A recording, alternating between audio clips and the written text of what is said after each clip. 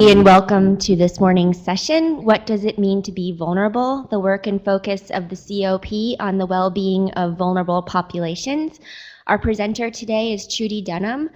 This is going to be a 50-minute web-streamed session, and it's going to be interactive, lots of discussion, so I'll come around with the microphone if you have questions here in the audience, and I'll turn it over to Trudy. Thank you, and don't let that scare you away, please.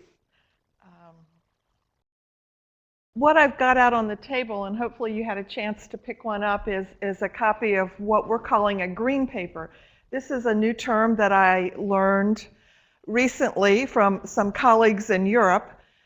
Instead of a white paper, they write green papers, which are papers to really stimulate discussion, to put out ideas, sort of the idea of a straw man kind of argument. But it's really just to get some of the important factors and attributes and variables out there, some of the issues that we'd want to talk about, without saying, this is a decision, this is the way we've decided to go.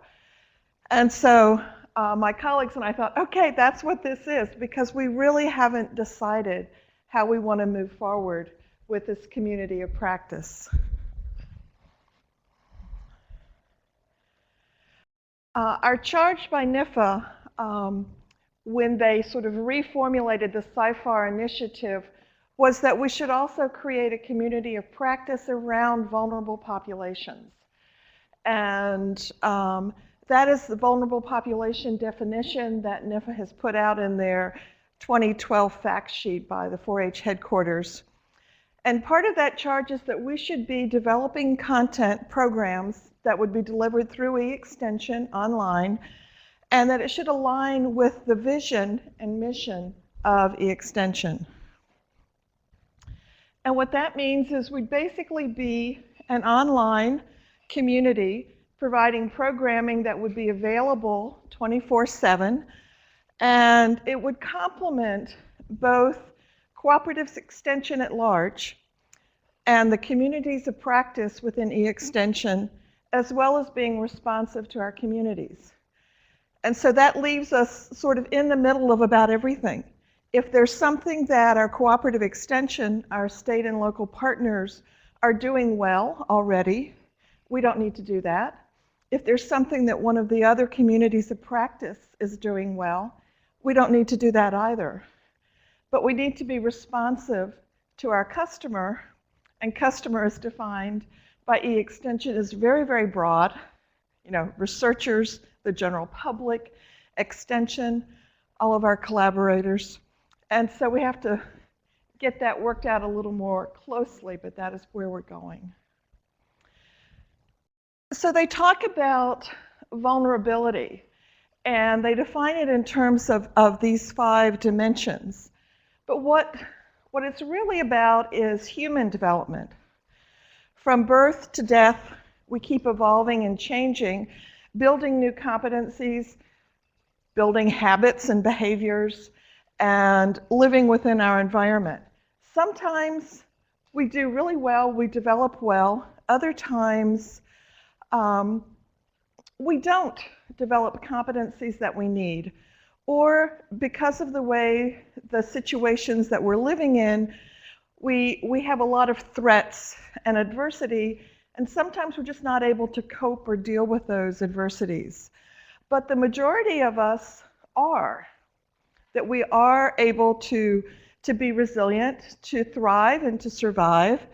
And what we've also learned from the research on resiliency is that we can change, that we can really learn new behaviors, that we can learn new skills. We can put ourselves in situations that are more positive and more supportive for us, because we do live in community. And so it's not just ourselves that we need to look at, but what's surrounding us and supporting us. So that is what we're looking at as sort of our background for our work. One of the first questions that everybody asked us is, okay, what group are you going to focus on? Because when we think of vulnerable populations, we also often think of who's at risk. Do we want to look at immigrants? Do we want to look at crime victims? Do we want to look at elderly? Do we want to look at low income? And I don't know what your feeling is on something about that. We talked about it, and I'd really love to get your opinion, because what we decided, at least preliminary, is, you know, people within all of those subgroups who have those attributes can be vulnerable, but they don't have to be. And do we want to label all low-income people as vulnerable? Do we want to label all immigrants as vulnerable? But would it be beneficial for some subgroups to label them as being vulnerable? What do you think?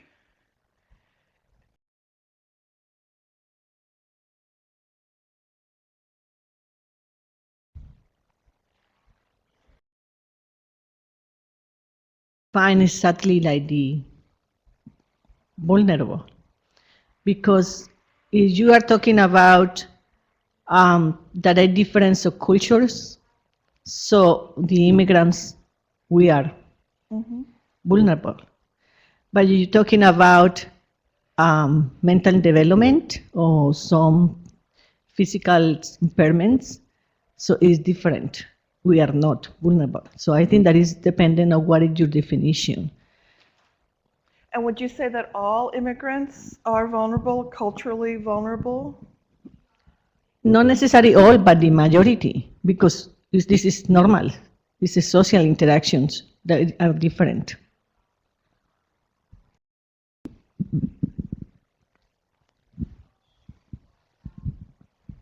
I don't have a yes or no response.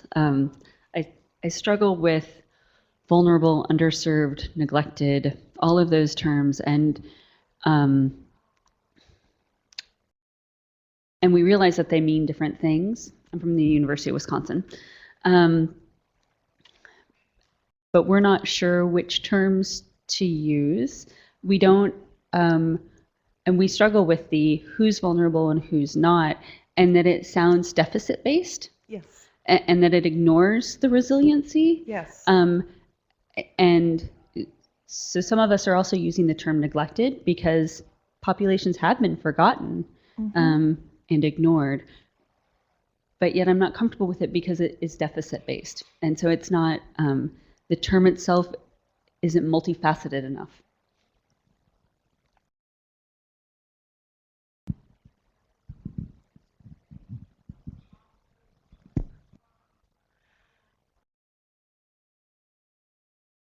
And Shanklin talked about immigrants being vulnerable to crime, fraud, health interface, language barriers.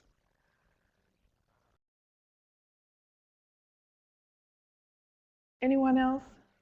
So we're still looking at that, and maybe we want to identify subgroups as having pockets of vulnerability or something. Jeannie.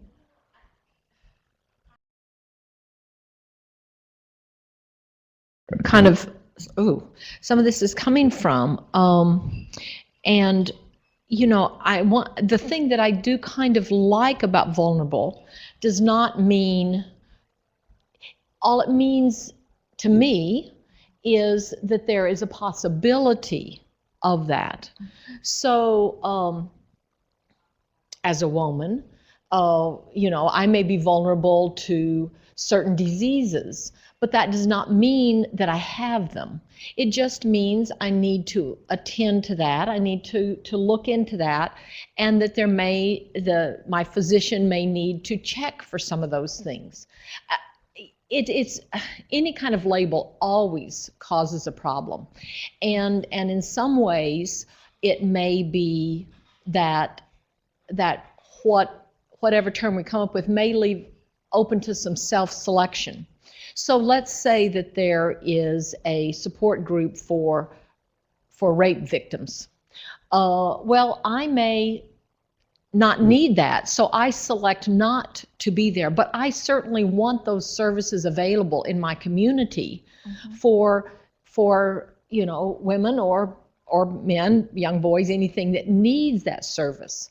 So it is difficult to have any kind of a label, but I think what we're saying is that we want to have services available for people who self-select to do that. It's like having perhaps a study group in school that you say, you know, if you need some extra help before the big test, we're going to have a study group tonight, and you can self-select whether to come or not. So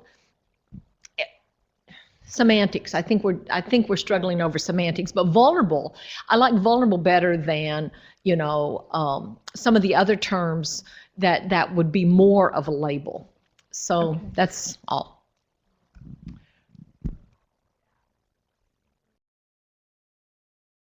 And I would like to add to what she said. For me, to be vulnerable is not necessarily a weakness. It's a situational aspect. It's not a weakness. The fact that I am, for example, Latina, and as meaning that I am weak, is because I am coming to another culture. So it's a situational for a human being aspect, but it's not necessarily a weakness. Yeah, that's a very good point. And sometimes recognizing our vulnerabilities is a way that makes us more open to programming and taking efforts to reduce the opportunity for a bad result to come from that vulnerability, like perhaps learning English or building up some, you know, communication skills in a new culture, those sorts of things, or attending a support group for rape victims. Okay, good, thank you. What we did do when we looked at the e-extension communities of practice is we noted that there's the Eden group for disasters, there's the family well-being, families and children well-being network, and the military families network. And what seemed to be uncovered, not really addressed well by e-extension, is that older youth, school age through young adulthood, individuals who are not living in families, who are not worried about parenting and some of the other things. The Family Wellbeing Network does include caregiving, family caregiving, so it does take in a lot of the senior population. But that period of time from about 10 to maybe 30, when you're undergoing a lot of transition in your life, a lot of change, that's when you start separating from your parents, depending more on your peer group, moving out of the house, going to school, starting a new job, those sorts of things, which are kind of opportunities for vulnerability as well. And community. Nobody's really addressing what is the role of a healthy, supportive community. When we look at the literature, it often talks about the importance of a nurturing environment, which in our work gets defined as parenting, how to be a good parent and nurture your child. But what is the role perhaps in our schools, in our workplaces, within our community and neighborhood, and how can we better support the individuals and families who live there to be more resilient and resistant to their vulnerabilities? Yes? There are a few questions in the chat pod if you wanted to address those.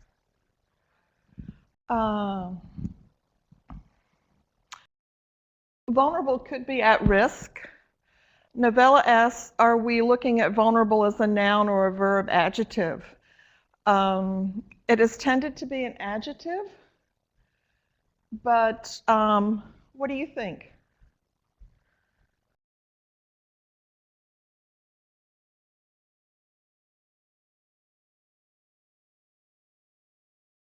Vulnerable is a noun? No.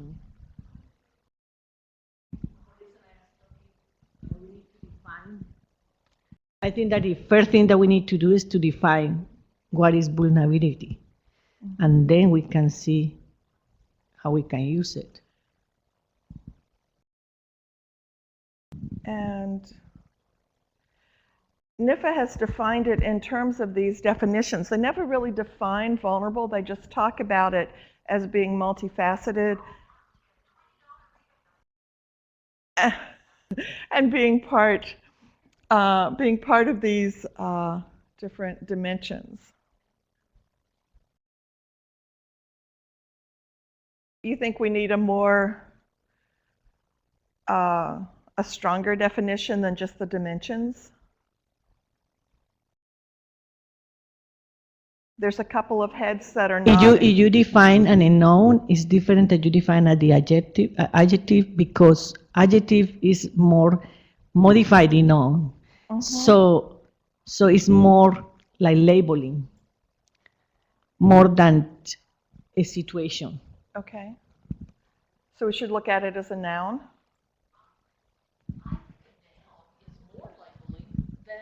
A modifier. I'm sorry, I think a noun is more labeling than a modifier. When you give me a noun, vulnerable printed across my forehead, that's more negative to me than saying you're a woman who may be vulnerable. That's just my opinion.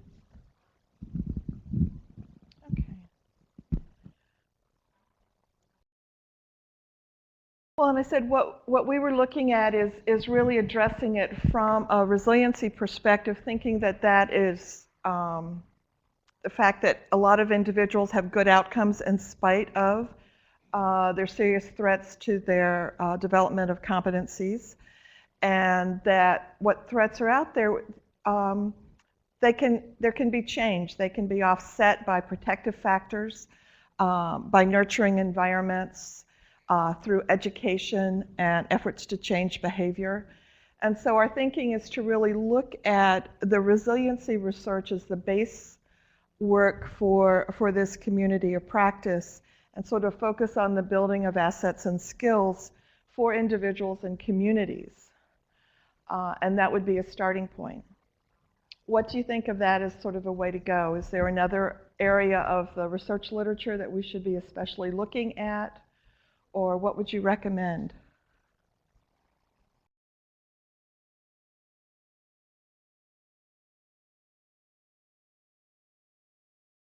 A few heads nodding.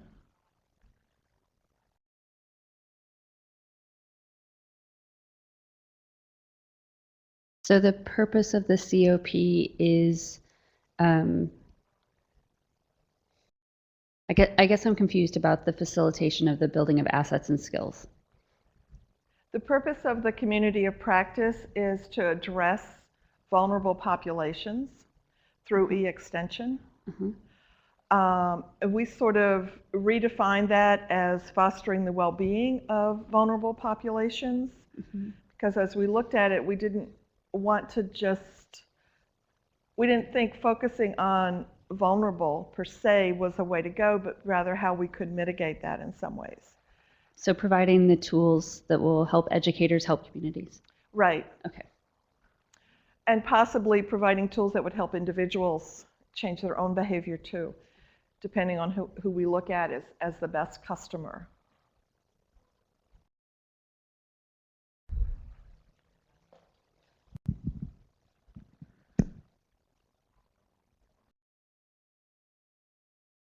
And so in the white paper that I put out, we listed a number of different strategies or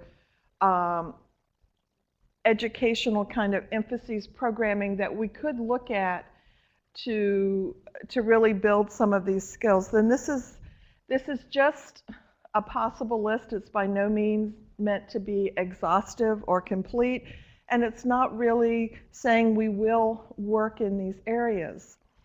But again, what we wanted to do is complement what is already out there in our communities of practice and in our cooperative extension partners. And so as we thought about this, one of the things maybe that's not well covered is art. The research tells us that when we sing, when we dance, when we write, when we draw, that helps us to be healthier. So maybe some of our programming could be around that. We looked at the research on dignity. What neuroscience is telling us is that when you offend someone's sense of dignity, their body reacts to it as if it were a physical threat. And so that makes it very difficult then to resolve conflict in a situation. So perhaps looking at ways to treat people that do not violate their dignity, or if you've already done that, how to mitigate that in some ways. We looked at technology. There's a lot of new feedback technologies that can be used to reflect your behavior, your change in behavior, the kinds of practices that you have that might endanger your safety. The future of work, and at an e-extension conference a few years back, we had people from the Future Institute here talking about the future of work and the new skill sets, the 21st century skill sets that we need, and how to transition from one job to another, from one career to another, and the kind of changes that's going to require for adults and youth. So maybe thinking about some of that work. We looked at some of the community pieces, the development of social capital in our communities, the development of new citizen leadership models and how to provide support for that. We looked at design, positive design in ways to enable people to be happier and safer in their environments.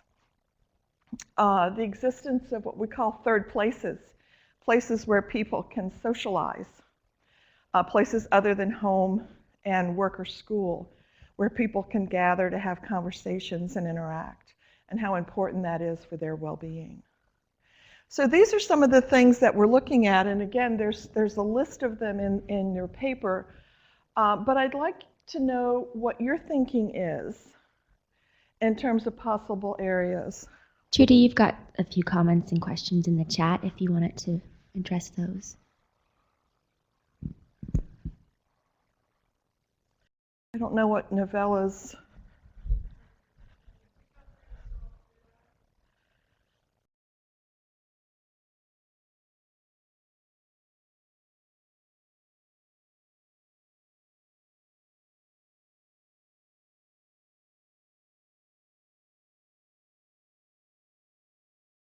What Novella asked is, what about ways to change the situations and environments, and rather than aiding people to be strong in their existing situation? I think that's an excellent idea, and that is something that we did talk about. I'll cover it in a later slide, but I think it's an important piece. And part of the emphasis around community is that communities can be changed. We can empower our citizens, our residents in our communities to really become involved in what resources are available, what policies we have, and really make a difference. And I think that could be a very strong model for promoting civic engagement, democracy in our communities.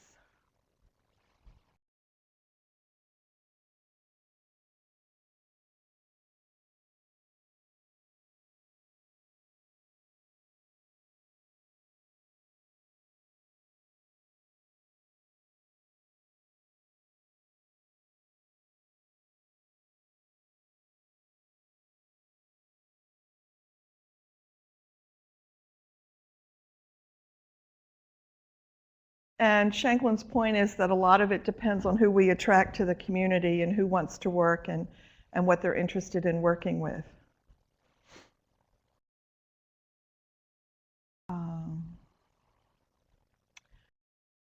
And Novella's point and Barbara's comment is around, do we want to make fact sheets or do we want to make community change? And we're supposed to be online 24/7, so some of it will be fact sheets. But if we look at e-extension and they're charged to be disruptive, to be innovative, I think what we're really looking at is some models for citizen change, for community change as well. What do you think? I see some heads nodding, but no voices. Come on, say something.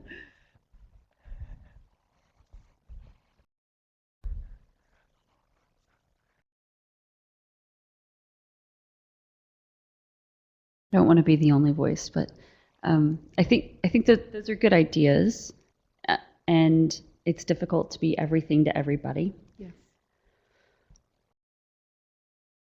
And I think doing a small number of things well is more important than doing a broad array of things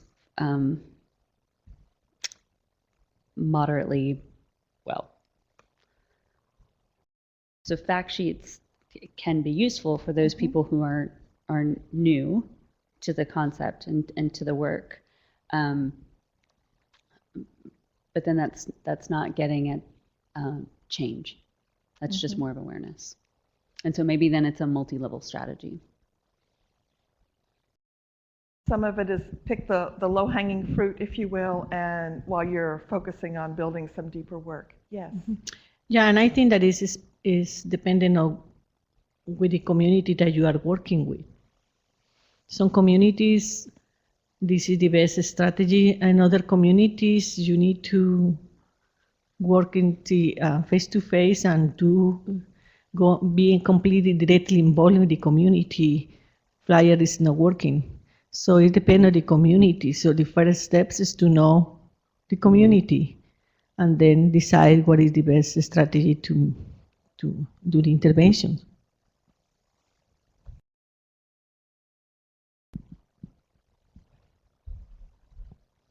Thank you.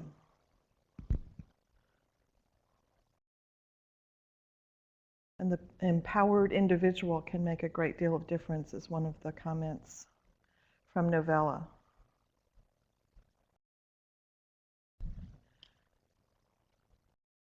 And Shanklin says the second life arena may be an arena with the art, etc. I'm not quite sure what that means. Hopefully he'll expound on that a little bit more. But are there any areas that you think we should be covering, we should be thinking about including that are not up here? I mean, there are more in your paper, but we're very interested, as I said, in not doing something that Cooperative Extension is already doing, not doing something that E-Extension is already doing. You know, for example, one of the powerful protective factors is having a caring adult present. But I think our 4-H community has done that well. We don't need to go there. Yes? One thing that perhaps something that comes to mind here is I don't know who has the experience in working directly with the vulnerable populations.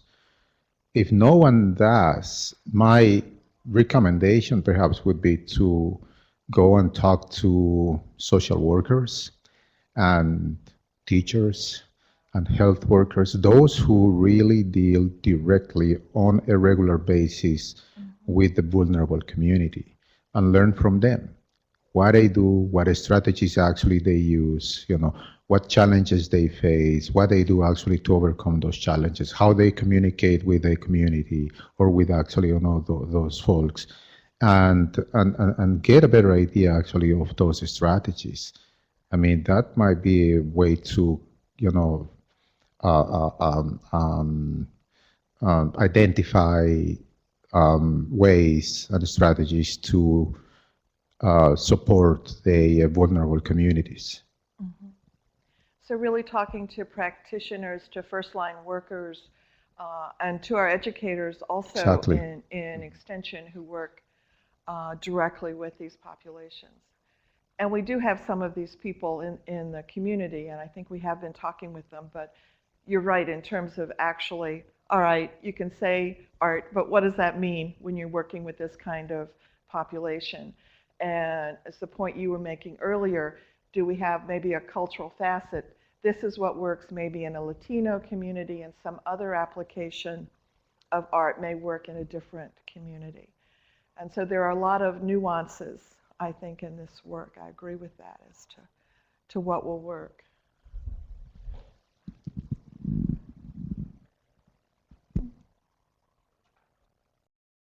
I have a touchy mouse here. And so this is the point that we were making earlier.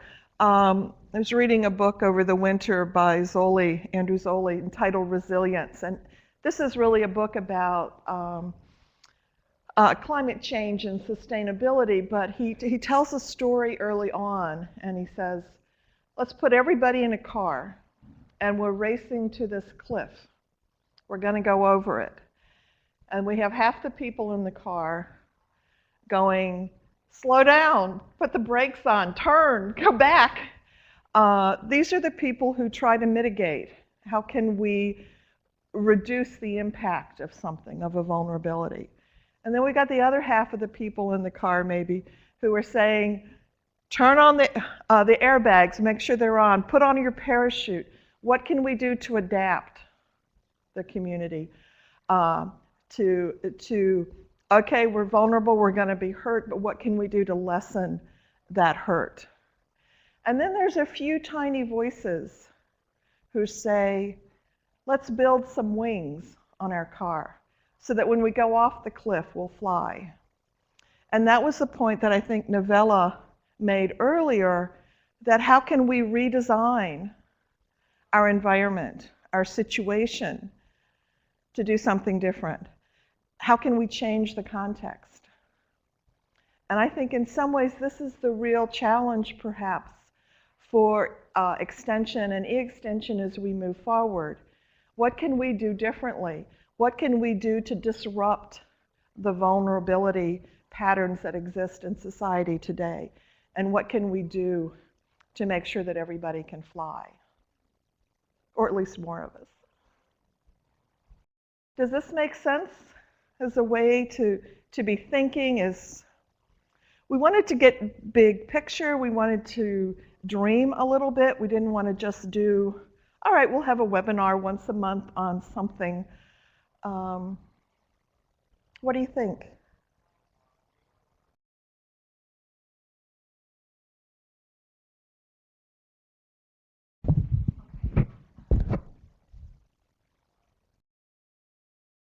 So, Trudy, I just want to understand what we're doing in this session is just trying to define, but we're not necessarily, because of course what I always ask myself is, what difference will it make? Mm-hmm. You know, is that going to be the next session? Is that where we go next?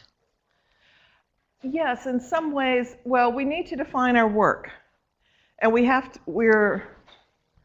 this. All right, we're going to have a community on vulnerable populations. Right. What does it look like? What's it going to do? And once we can get some consensus around that, and looking how it then complements our e-extension and cooperative extension, how can we go forward? Okay, so that question, what impact will it have, is going to come later after we do the okay.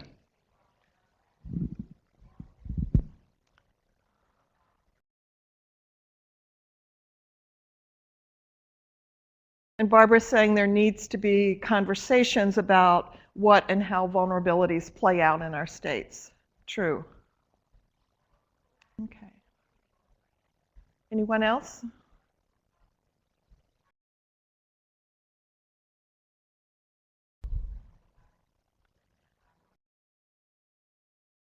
In looking at the research, one of the things we looked at is there's been a lot of research, there's been a lot of push to use evidence-based programs, to use best practices, all of that kind of language. But what we found out is often they're difficult to implement. They were designed for this kind of community and population, and ours doesn't quite fit. And so sometimes the program doesn't work as well. But there's some very interesting research by a man named Embry who looks at evidence-based kernels. How do we take all of these evidence-based programs and pull out the little strategies that work, that are really easy to administer, low cost, don't require a lot of training, don't require you to dump the whole way that you're currently working in the community or with your particular customers, but that would still help build skills and assets around their vulnerabilities. So we're really looking again and thinking about the kind of work that could be done instead of recommending big programs to be implemented, maybe looking at smaller strategies that could work. Are any of you familiar with his work? I have a reference to it in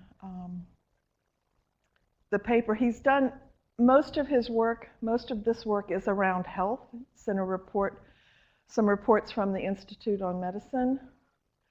But I think it has a lot of implications for our work as we go into community and try to work with them rather than imposing a program or a strategy on them. What do you think?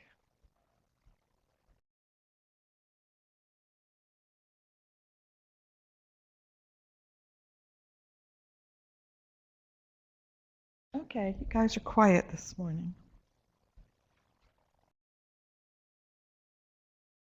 The other thing we recognize is we're going to be evaluated. We have to have outcomes. We have to really think about where we're going toward. And so part of our work is, okay, are there some rubrics? Are there some models? Are there some outcomes or attributes that we really should be exploring to think about this work? And from the beginning, we were thinking about Bronfenbrenner's, where you have the individual and the family, school or work, community and neighborhood and society and culture at large. That didn't move us very far forward, but we agreed that that was the right place to start. Some people have taken his model and added things to it. One was a piece called Circles of Influence. It was particularly around addressing the issues of educational disparities. But it had lots of questions about what you should look for in community and in schools if you wanted to reduce educational disparity for kids. These are some of the factors you should be looking at. These are some of the ways you should be addressing the work. There's also a model on the well-being for older adults in foster care that's out there. And what happens when a foster care hits 18, they're an adult, they're no longer in foster care. And sometimes they can stay with their family, sometimes they get booted out on the street. They're suddenly considered, though, an adult. And those of us who have children, and when you hit 18, you don't necessarily become very smart and wise in the ways of the world. And so part of their rubric looks at how do we do transitioning for foster children? What are the skill sets they need to be safe, to have some sense of attachment to family, whether it's their foster family or, we all talk about our families are our friends. Our friends are our families. That might be a way of looking at it, but that again had some nice components that we thought would be very valuable in this work. There's an old piece from '94 that was developed by Iowa Extension that's called The Measure of How Families Are Doing. And it looked at the characteristics of families who thrive, families who are doing okay, and then families who are really at risk. And that one is no longer online. I'm trying to get the authors to let us put it online again. She wants to look and still see if it's current. There's also a community youth development framework from those of you who work in youth development that came out, a dozen years ago or so, that really looking at how community supports youth development. And that's another model. So we are looking at potential outcomes and really what are the questions, the attributes that when we get to an evaluation, a logic model approach, we can think about what that should be. Do you have any characteristics, attributes you think we should be sure to cover, include? Other measures we should look at? I have an education background in Okay. curriculum and instruction, so I might be thinking about this in a different way. But one thing that keeps coming to mind for me is perhaps it might be very productive to have a conversation about the difference between equality and equity. And what I mean by that, at least in the context of public education, it's not just as simple as making sure that, for example, every 5-year-old has an opportunity to go to kindergarten, but it's addressing, the social issues, the isms that certain children might bring with them, and helping to address community change in that way. So it's that two-pronged approach. Sure. But that's just something that comes to mind for me. Good, thank you. Other comments, questions?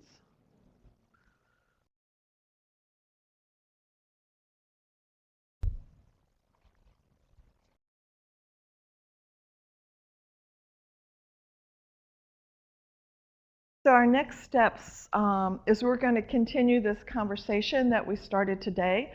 I did have a sign-up sheet that was going around. I'm not sure where it is, but I hope you all did write your name and email on it. We would love to hear from you and really think about how you can contribute to this conversation if you'd like to be part of the community of practice. We have some people who are part of the community of practice, some people who just want to stay informed. And we're looking at how do we really identify that core work team versus people who really will contribute sort of ad hoc but not really want to be as involved in the process. But we do want to continue the discussion as broadly as possible. We will be doing some conversations and assessments with the other communities of practice. We haven't really started talking with them yet because we didn't really know what we wanted to ask them, and we thought we should sound like we knew what we were talking about when we did talk with them. But we also really want to be talking with cooperative extension at large, with the leadership there, with all the states, all of our land-grant universities, and see what they're doing. And this is sort of a strengths, weaknesses, opportunities, threats, a SWOT assessment. Because where can we really pull in? Somebody mentioned that you have to have the competencies within your community to do the work. And if we don't have people who can contribute, it's really hard to focus on that area. But where there's some real opportunities that we might complement somebody else's work, what is something maybe that somebody's already doing that we don't need to do, that maybe we didn't know about?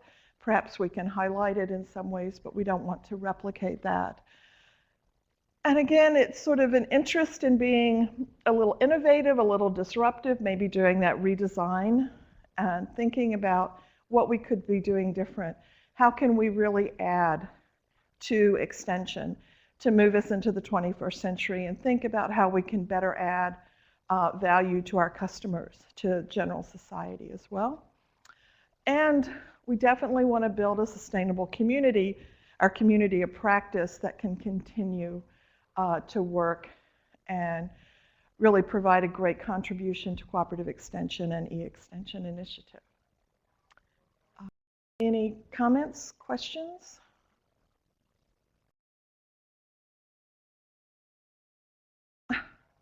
Put you all to sleep or something, right? Yes, Jeannie. Back of the room. I think from our discussion yesterday, just even about some Spanish language and working with other ethnic and groups, I think one of our first things, you've hit on it, is to talk to Extension ourselves, because there's a lot of education that we need. You know, we had the discussion yesterday, do you translate or do you kind of reformat or maybe write things originally in another language? Yes. Those are discussions that I think a lot of people in Extension have never even thought about.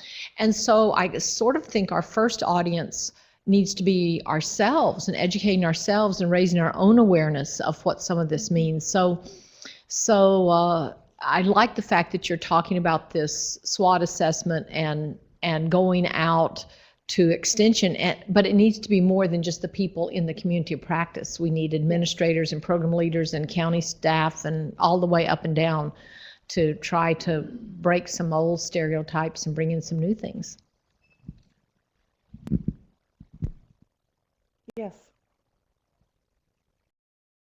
Well, since I was kind of mentioned on the kind of things I said yesterday, and I agree. I mean, I think the first thing that Extension needs to do probably is really to look at itself and see what are our strengths and our weaknesses, and what do we need to learn before actually going out and trying to work with the vulnerable communities. Um, and I think that applies not only to working with, with vulnerable populations, but basically to working with anyone.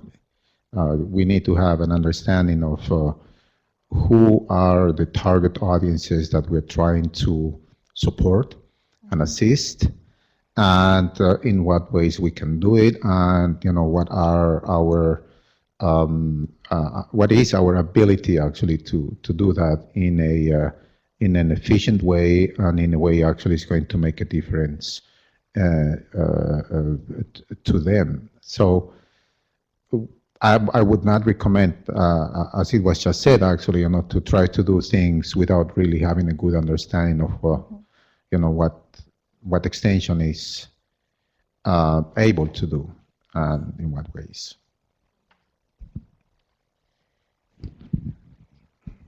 And I still thinking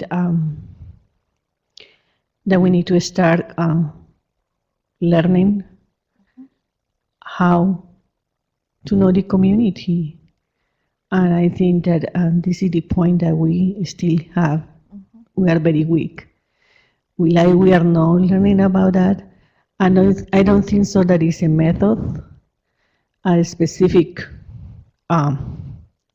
recipe is need to be dependent on the community. Each community is completely different, had a different dynamic and social interactions. So I think that we need to spend a lot of time learning about the community before we can decide any strategy. And I think that is to have a list of strategies is important, but not necessarily essential. Well, thank you. I think we're at time. We're at time. We do have, for those of you who came in later, we do have copies of a paper if you'd like to take that with you and look at it. I do hope you'll sign up. We would love to continue this conversation and hear what you have to say and where we want to go. And I thank you all, those of you present in the room and those of you online, for your comments and input and helping us move forward. And you will hear from us. Thank you.